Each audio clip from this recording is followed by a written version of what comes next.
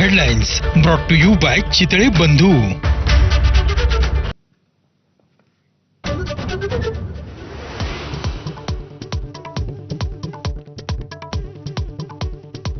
बच्चू कडू यांचं अन्नत्याग आंदोलन स्थगित. उदय सामंतांच्या आश्वासनानंतर उपोषण मागे. 2 ऑक्टोबरपर्यंत कर्जमाफीची तारीख जाहीर करा, अन्यथा मंत्रालयात घुसण्याचा इशारा.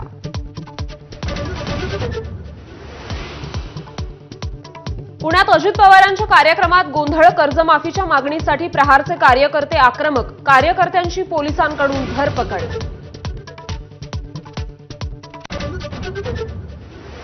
शेतकऱ्यांच्या प्रश्नांची आम्हालाही जाण, मात्र चर्चेतून मार्ग दिसत असतो. गोंधळानंतर अजित पवारांची प्रतिक्रिया. कडूंच्या मागण्यांचं समर्थन करत असल्याची दादा भुसेंची भूमिका.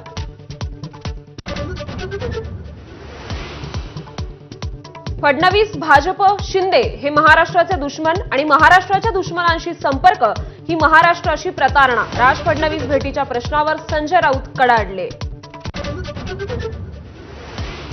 2 दिवसात मेट्रो परिसरातला राडारोडा काढला नाही तर अधिकाऱ्यांना दंड ठोठावणार. उपमुख्यमंत्री अजित पवारांनी मेट्रोच्या अधिकाऱ्यांना खडसावलं. मेट्रोच्या राडारोड्यामुळे पुण्यात वाहतूक कोंडीच्या तक्रारी.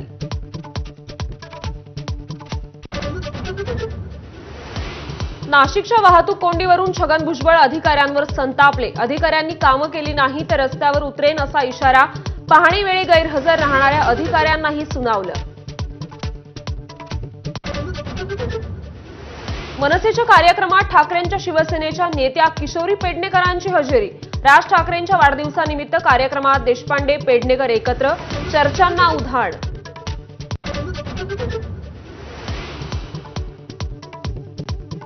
मुंबईसह राज्यभरात आज मुसळधार पावसाची शक्यता.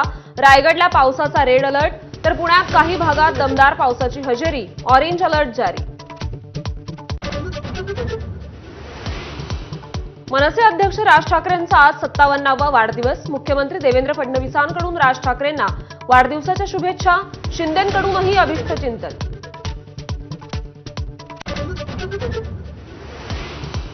उल्हासनगरमध्ये डॉक्टरांनी जिवंत रुग्णाला ठरवलं मृत. अंत्यसंस्काराच्या तयारीवेळी रुग्ण जिवंत असल्याचं समोर. डॉक्टरांनी आधीच मृत्यूपत्र दिल्याचं उघड.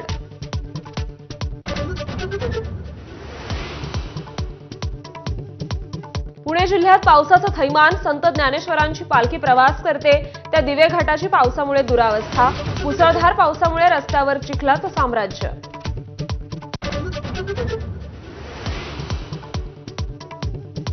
आषाढी वारीच्या दिंड्यांना यंदाही 20-20 हजार रुपये मिळणार. निधीची तरतूद केली आहे अशी उपमुख्यमंत्री अजित पवारांची माहिती. अहमदाबाद अपघाताबाबत केंद्र सरकारकडून बहुशाखीय चौकशी. 3 महिन्यात चौकशी समिती अहवाल सोपवणार.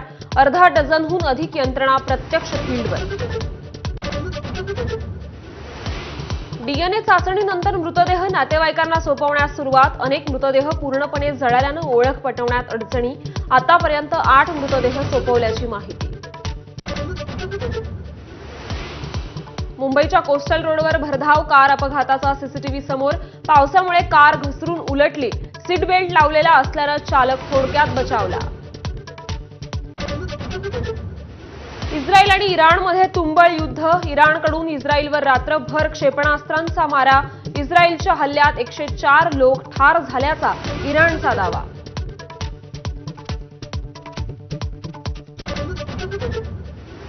सीमारेषेवर झेल घेण्यासंबंधीच्या नियमात आयसीसीकडून बदल. सीमारेषेबाहेर सलग 2 वेळा चेंडू उडवता येणार नाही. सीमारेषेबाहेर चेंडू उडवल्यानंतर सीमारेषेच्या आत चेंडूला स्पर्श बंधनकारक.